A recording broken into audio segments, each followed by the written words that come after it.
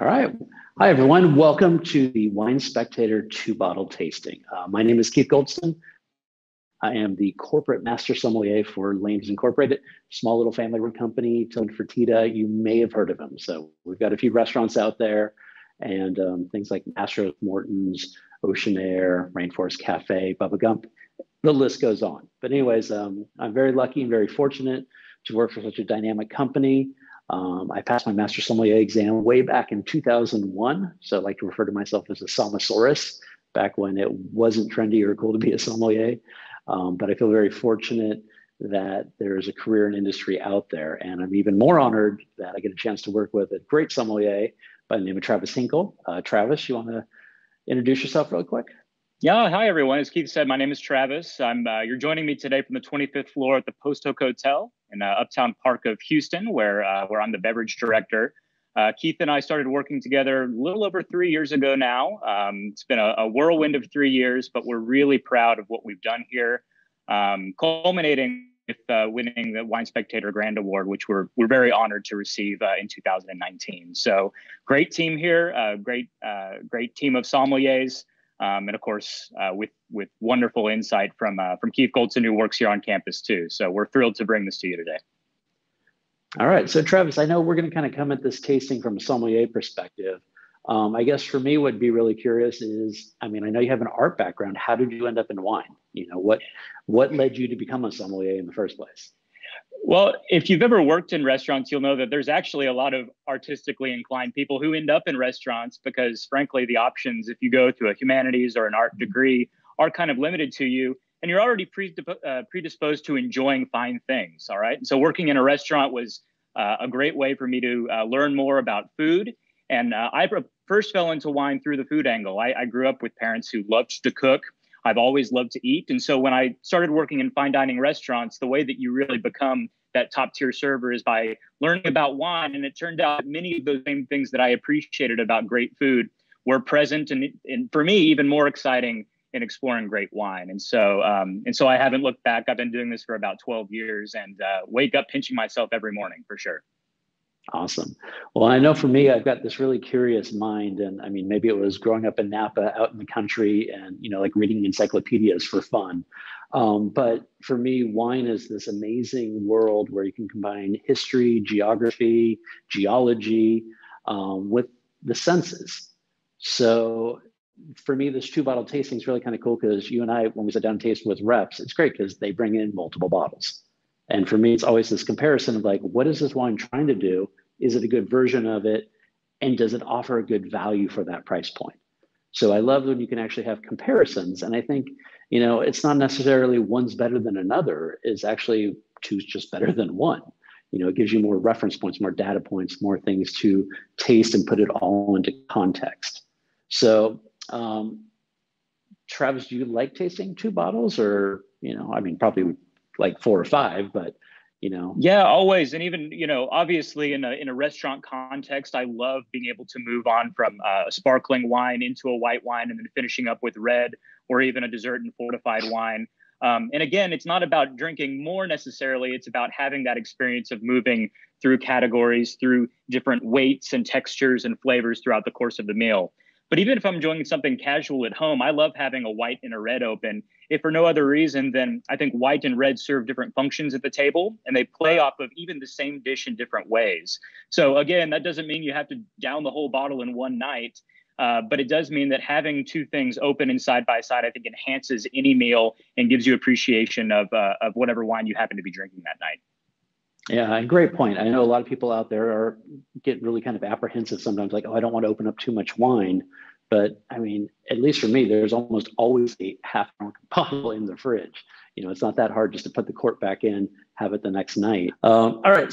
So Travis, who are we tasting today? What are these two bottles? So I'm really excited to be joined by Hahn Winery. They're based in Monterey County of California, but really we're pioneers in the Santa Lucia Highlands, which has become regarded as perhaps the top growing region in Monterey County.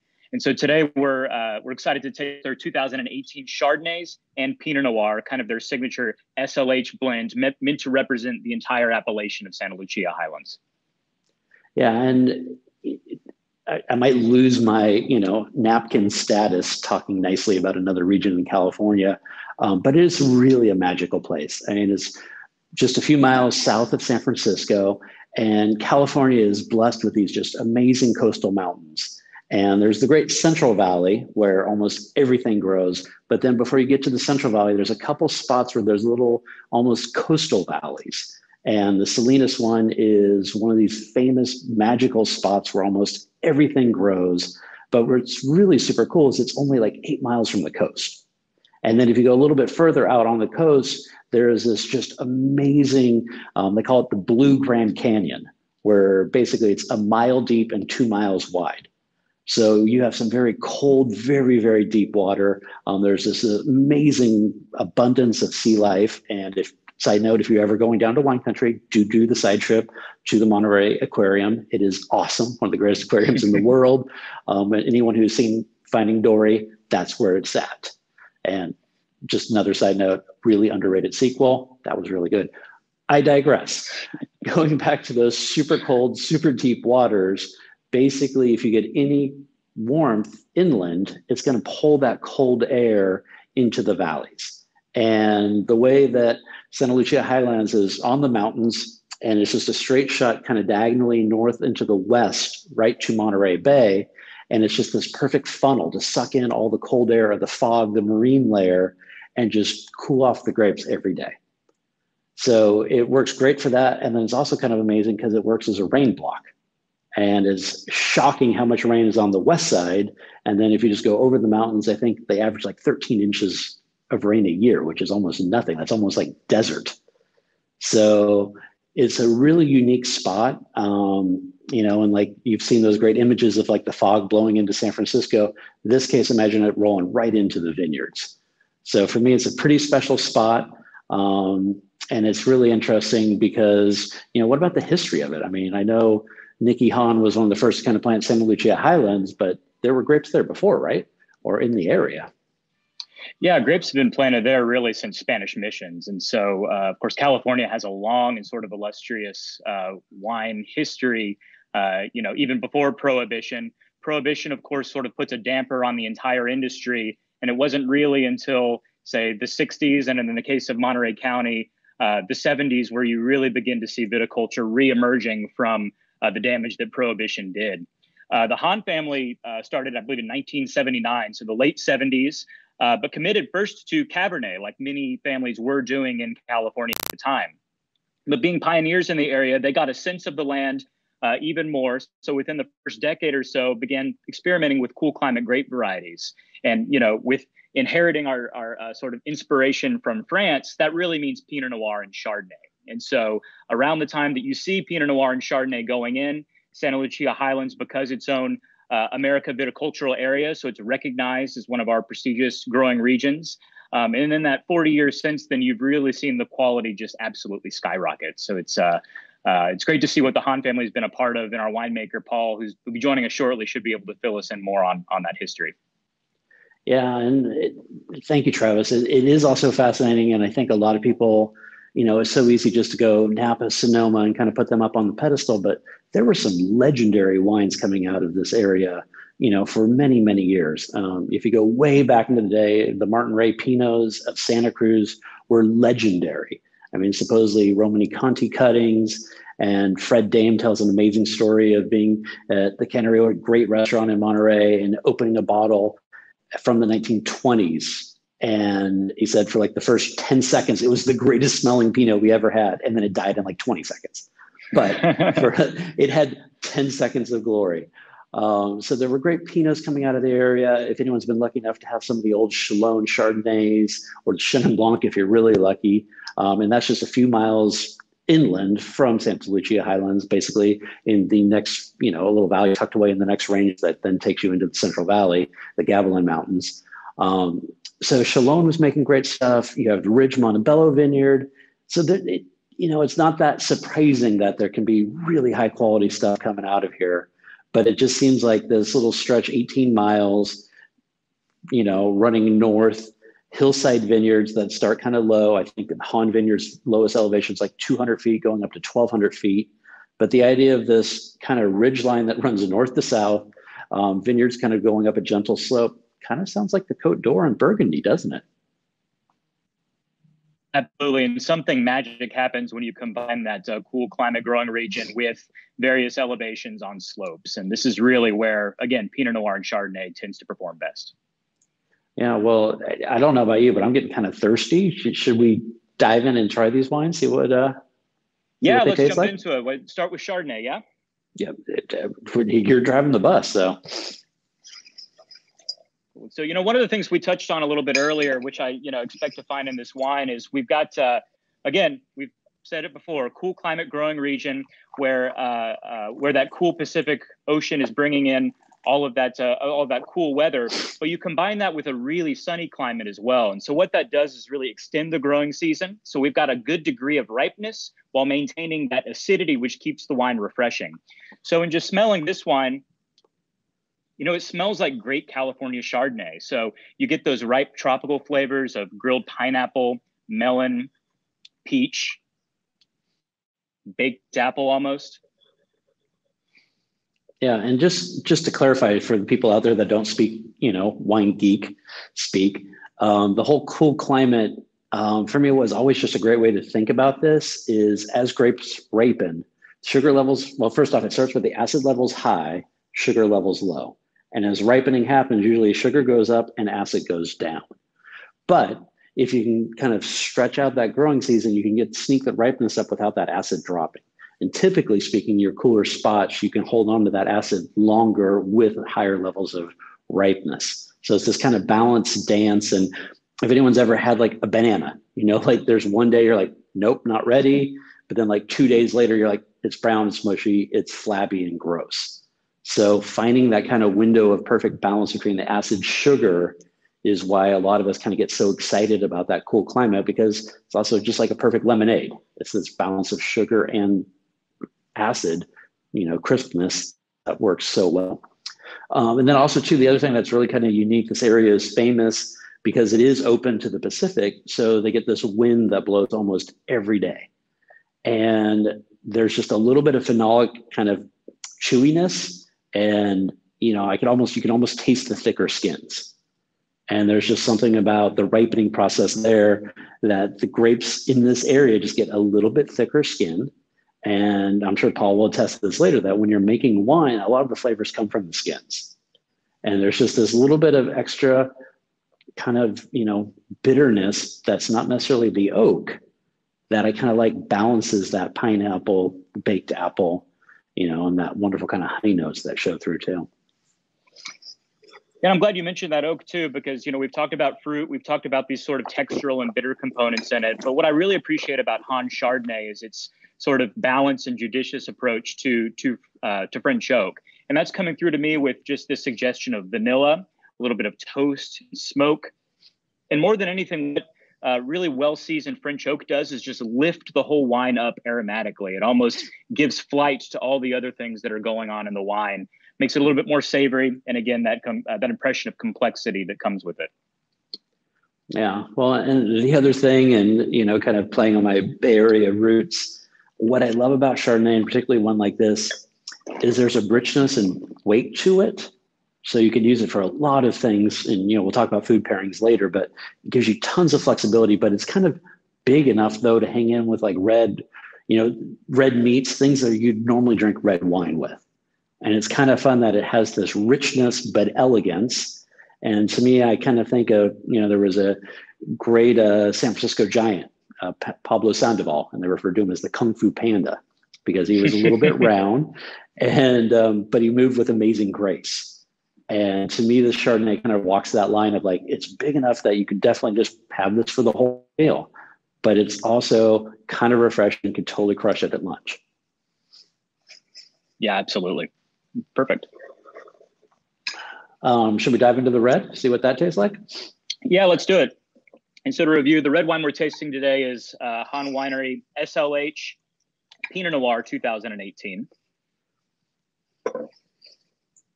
And so right away, hard for our viewers to probably see here, but in the glass, it's just this absolutely gorgeous, pale ruby red color. I can see straight through it if I'm peering down through the glass. And again, that's classic for this thin-skinned, really elegant grape variety Pinot Noir.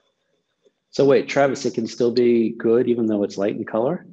Yeah, believe it or not, a deeper color does not necessarily make a better wine. And for me, Pinot Noir, you want to be a little suspicious of it if it's too dark. Pinot for me is meant to show off that really beautiful, translucent kind of character to it. Yeah. Well, and I've also find like sometimes, when you get those bigger, kind of inkier, extracted red wines, it's kind of like death metal music. Like it's just loud and powerful in your face. Whereas like Pinot Noir, Nebbiolo, which might be lighter in color, they're a little bit more haunting and nuanced. And, it's kind of like that, that opera playing in the background that just will, you fall asleep to later, or it's like playing in your head, just kind of haunts you. So don't be thrown off by the color. Absolutely. Cool. What I love about this Pinot Noir, and this is for me indicative of great Pinot Noir in general, is you have this wonderful red fruit kind of character to it. So for me, that means ripe red cherries, red raspberries, and currants. Here in California, where we have that ripeness and that sun-kissed kind of character to it, it's almost ventures into ripe strawberries or even strawberry jam. Yeah, well, and I love that, but then there's also this a little bit more primal earthy thing that comes through for me on Pinot Noir, and it's like beets.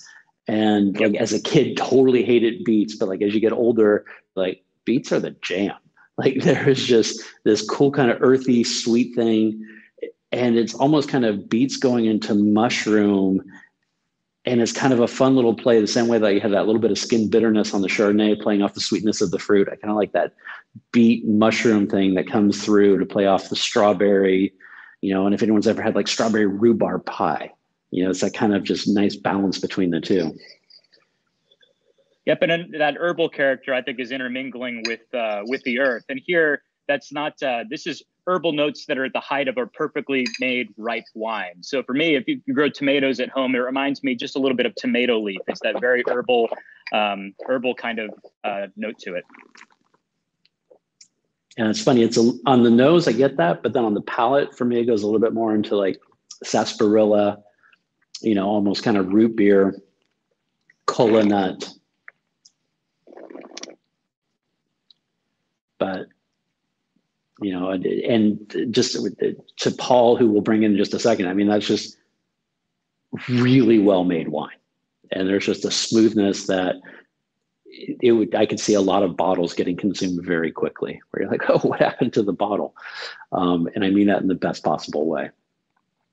So Travis, if you were tasting these and thinking about putting these on the Grand Award wine list, like the Post Oak Masters, what things jump out at you that'd be like, okay, this is why I'd want this on that slot on the wine list? Yeah, just talking generally first, I think for me, when we're purchasing, we're looking for good examples from the region, because a guest will be coming in and hopefully me or one of our sommeliers has an opportunity to talk them through each individual wine. But more likely, they'll be ordering something off the list that we've arranged by category, hoping that it tastes like the place where it comes from. The thing I appreciate about these wines is they taste like California wines, right? They're unapologetically ripe. They're fruit forward. They're just absolutely irresistibly delicious with those kind of flavors, but they're not so over the top that you can't finish the whole bottle. And so for me, that's partially skilled winemaking, and then partially just the nature of Santa Lucia Highlands, adding that dose of acidity that comes from growing in a cool region like this. So for me, this is something that's great to be enjoyed from the first sip and then all the way through the course of a meal. And that's what I appreciate about them as a buyer. Yeah, and I would just add to that to me, this is a really good example of this area. Like if I was to go up to Russian River, it would be a little bit hotter. The fruit would be jammier. Going down to Santa Barbara, I get a little bit more blue fruits, and there's just a purity to the red fruits on this that to me really kind of speaks to this area. And then also too, I mean, besides little things like that, the brand loyalty also helps a little bit. And like you and I both know that, one of our boss, Tillman Fertitta, is like one of his best friends throughout the years, Laura Ward, like the SLH Chardonnay is her favorite wine in the world. So that is also part of it. Sometimes it's like, we got to have it on the list because Laura Ward's going to come in and we're going to get lit up by Tillman if we don't have it. So there is something to be said about listen to your guest, and also if you love a wine, that's just dig in your heels. And it's like, it's like the saying, like dance as if no one's watching you. If there's a wine you love, just crank it up and drink it. So, Travis, should we bring in Paul? Yeah, absolutely. So we feel really fortunate. We've got Paul Clifton, the winemaker from Hahn. He's been with them since 2003. So welcome, Paul. Oh, thank you guys for having me. I'm always blown away talking to people like you and your profession, and how much knowledge you guys have of all these different AVAs. Thank you for all you do for the industry. Really appreciate it. Thank you. Thanks for joining us. So, I guess, walk us through, like, what's your day-to-day life, as a winemaker? That's a pretty glamorous, kind of cool job title. And there, at least for me, as like, a generation in California, like, wine industry wasn't really an option for like career, like you're like, oh, I'm going to be a policeman, politician. Like, winemaker was probably not on that list, or was it for you as a kid? No, not at all. It wasn't until I was 23 or so that I got involved with wine through basically through some old family heritage where they made wine during Prohibition. You're talking about Prohibition. Well, we had this house in Salinas here where they had a basement, and they actually had false walls where they hid the booze and the wine. And so I saw that equipment down there, and that's kind of how I got involved with making wine at home. And then moved on from business degree. I went into firefighting for a while. I thought that was going to be my stint. And then I started making wine at home. I was like, man, there's just like an unlimited amount of information to absorb and to learn. And that's how I kind of got in the business, and started out as a cellar worker and kind of worked my way up the ladder from there. Nice. And yeah, it's been and I'm sorry to interrupt you there, but I know that if I remember correctly, the Hahn family actually has Swiss roots as well too. So yeah, they're Swiss German, and so I went back to school and I got a postgraduate degree in viticulture. And at the time, my mentor called me back. I was coming back from New Zealand. That's where I went to school, and he's like, "Hey, there's the Hahn family has a beautiful property, and they want to go to Pinot Noir and Chardonnay and go visit them." So I went out and met Nicky, and Nicky was he was one of the first ones. Him and Rich Smith, McFarland family were the first to really plant up on that bench in the San Lucia Highlands. And back then there was a lot of experimenting going on, and Nicky realized this bench was very different than the valley floor. Those of you that have been to California and driven 101 have probably driven right through one of the biggest row crop producing areas in the country. And you wouldn't realize it, but you look up to the west on that mountainside, and it's perfect for growing grapes. You can't grow crops up there, or row crops up there. It's just the soils are too granulated and sandy, and Nicky realized that, and so he said, hey, he got together with his neighbors and said, hey, let's form an AVA. This should be something separate from the Monterey AVA. So he kind of initiated hiring a geologist to come out and map the area out. And when I got there, I was like, it's like a playground of Pinot Noir and Chardonnay. It's amazing place. Yeah, and speaking of that playground, how do you handle single vineyards versus blends? Because I know you guys have 4 great single vineyards. How?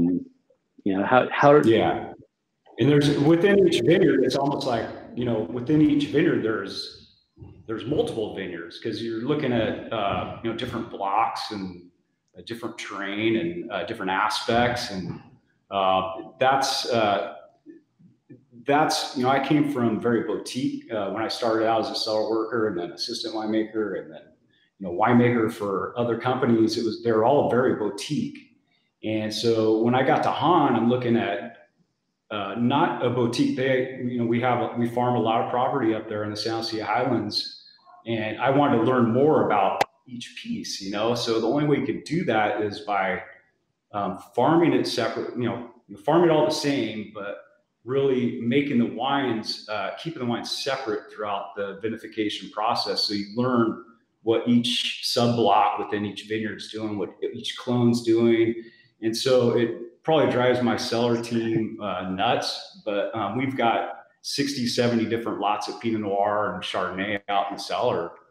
Just trying to learn what each piece is doing and, how they're, whether a clone's working or not, or, whether farming practices are working or not. That's how you discover where the gems are, but also where the dogs are. And then you try to sort them out that way. Versus if you just took all the grapes and you put them in a big tank together, and you wouldn't know, you wouldn't know what block is doing well and which one's not. Does that make sense? Yeah. Really, and also presumably after harvest and you've gone through and begun to make these wines, you end up with lots of different pieces of different vineyards in the winery, and then you're using those pieces and combining them every vintage to try to blend together your SLH blends. What are you trying to achieve when you're putting those pieces together to make them representative of this brand and this place? Well, so the San Lucia Highlands kind of unique in terms of, you guys mentioned it's about 15 miles long and about 2 miles wide, stretching northwest to southeast, north to south.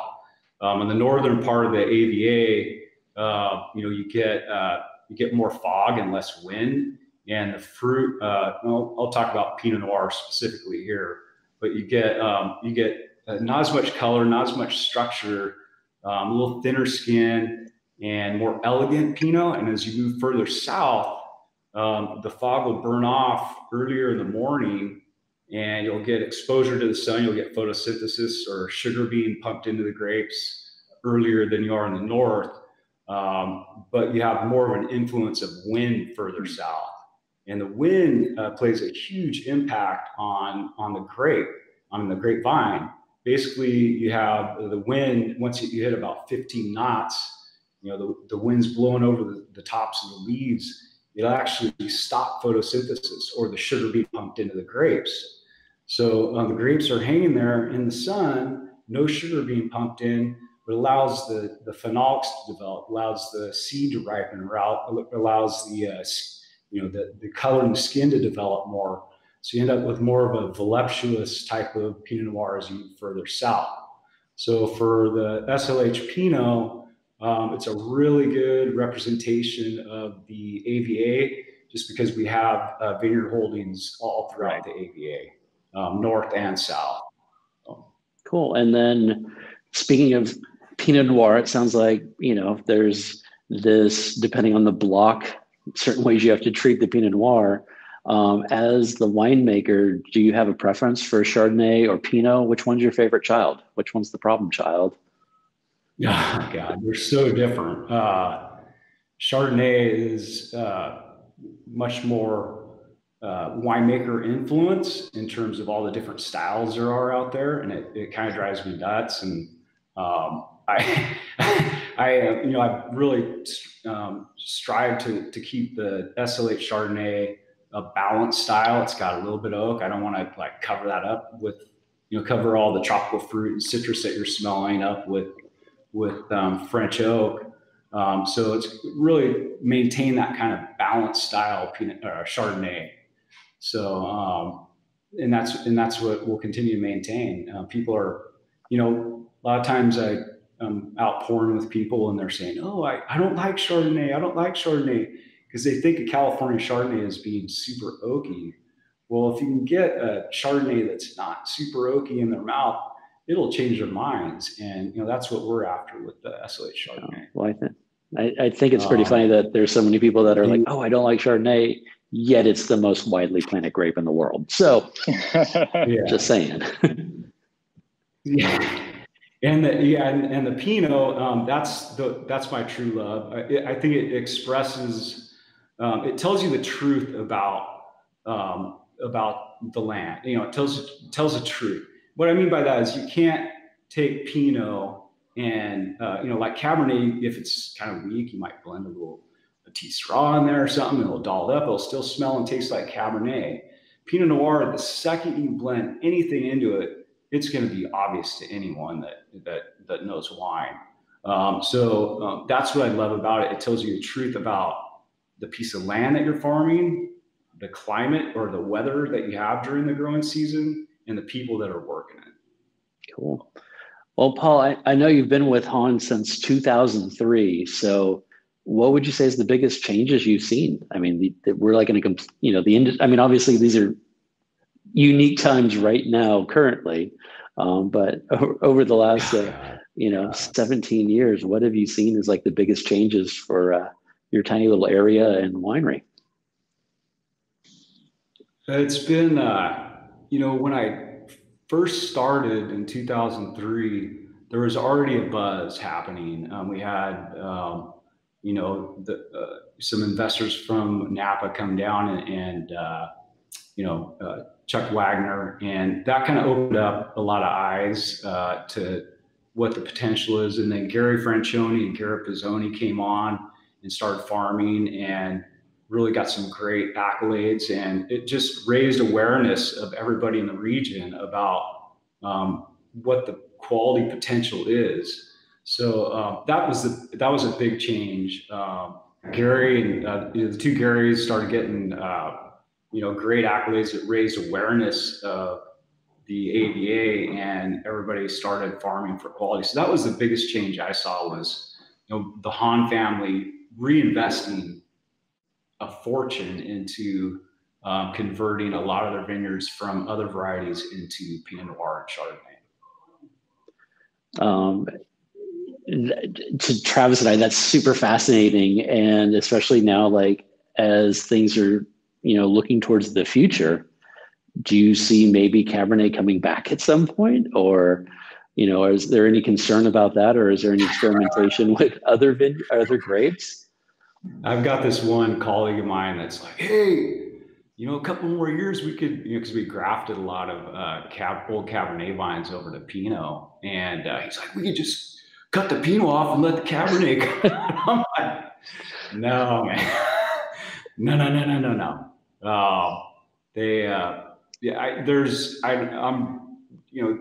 I'm not really worried yet about climate change. We are seeing more kind of Indian summer heat spikes, which is like September, October, right when you're in harvest.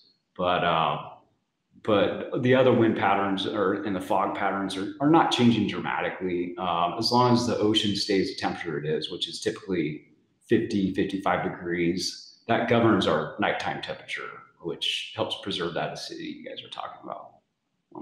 Yeah. Well, I was fortunate or unfortunate, depending on how you look on it, to work 10 years in Las Vegas. And we had a saying there that you don't mess with a winning streak. And I would say that Chardonnay Pinot is on a pretty good winning streak right there. So maybe run with that as long as you can. Well, but that being said, Yeah, sorry, Keith, just jumping in. I mean, that being said, with, Pinot Noir and Chardonnay being the king and queen of Santa Lucia Highlands, are there any other grapes that are currently grown or that are being messed around with that you're excited about? I know there's some great Syrah that comes from there and some other stuff. I mean, what do you think? Yeah, we do Syrah, and Grenache is phenomenal up there. That's one I'm really excited about. We planted some in right about when I started, about 2004 or 5, a couple of years after. We planted a small block of Grenache as a test, and have expanded since. And it's a phenomenal grape variety up there. Well, awesome. Fantastic. Yeah, well, I know like we could geek out about wine, vineyards, clones, soil types, all of that stuff. But for me, wine, unless you have company and food, that's when it really shows at its best. So, Paul, what are your two favorite? I mean, like when you're hosting people at the winery or putting together, what's your favorite things to drink with your wine or eat with your wines? I am. Well, it's interesting. 10 months ago, I decided to go plant-based for medical reasons, but every couple weeks, man, I gotta take a big steak and throw it on the grill. I just can't survive without it. Tri-tip on the grill it's amazing with the Pinot especially. The Chardonnay, I really like. Salmon season's in right now, local salmon, and it goes really well with the Chardonnay. Fantastic. Travis, I know that you were working with one of our concepts. What were the pairings that you and the team at McCormick and Tress came up with? Yeah, so we've got two dishes paired with the Chardonnay. We've put together a really delicious grilled peach and burrata salad. And I think that's perfect because burrata is that fresh mozzarella that has this wonderful creaminess and just this great fresh cheese character that plays great off the oak notes and then the creaminess in the Chardonnay. But then also with the stone fruits and a little bit of char that you pick up from it's being grilled, it works really wonderfully with the right flavors of California Chardonnay. So that's what we've chosen for the white wine. For the Pinot Noir, we are doing steaks. I'm pleased to hear Paul talk about grilling out on the steak. We've got a pepper-crusted ribeye, which holds up really, really wonderfully with this Pinot Noir. Being from California, you do get, it's not a wimpy Pinot Noir. It's still got some depth and body that can really stand up to red meat like that. Yeah, and it's kind of funny. In this one, we're really lucky because we were able to use another concept as well, Chart House. And I know a lot of you, that's kind of one of like those just great memories of going with the parents to Chart House, having some great seafood. So it was kind of funny.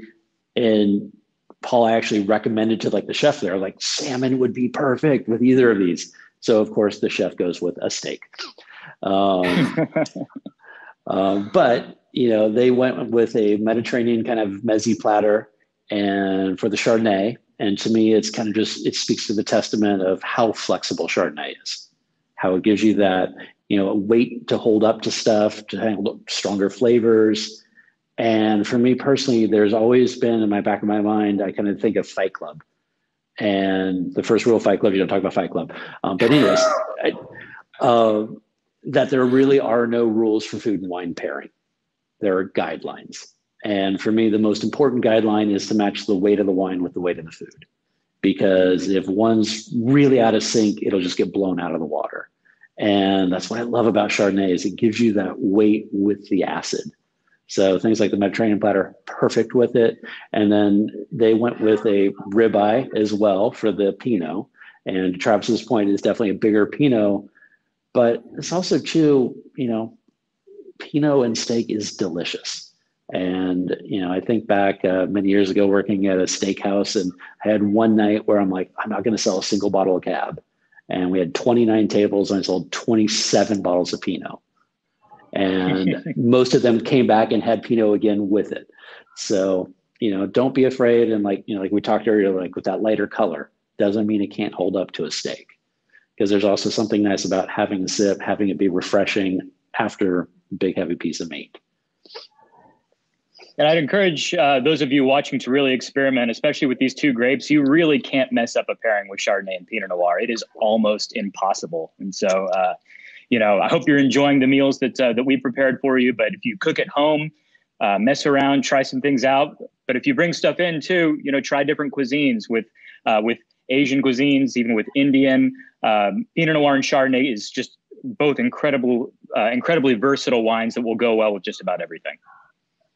Yeah, and I would add to that, Travis, that besides like the weight with weight being the most important guideline, I'd say probably the second most important guideline would be intensity with intensity. Yep. And especially when you're playing with, Indian cuisine, Thai cuisine, cuisines that are intense, but maybe not necessarily that heavy.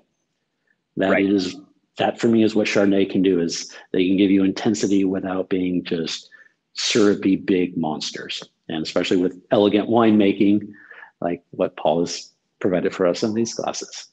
All right, well, Travis, that sounds delicious. I hope everyone that went and swung by McCormick and Schmidt enjoys the dinner. Everyone who went to the Chart House, I know you guys are in great shape. And as we kind of segue out of this 2-bottle tasting, we look forward to the next one. We definitely could not have done this without Paul. Paul, thank you for taking your time. Great wines. And well, thank you guys. Yeah, you're welcome. I But really appreciate, what you guys do for all these kind of unknown AVAs throughout the world. It's impressive. So thank you for all you do. you're welcome. And I would just like to also say thank you for over delivering.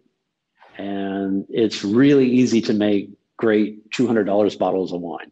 To be able to make really great wines that are at a price point that a lot of us can drink, I think is a lot harder. And I don't think you guys get enough credit for over delivering, making just great wine that we can all drink all the time. So thank you so much.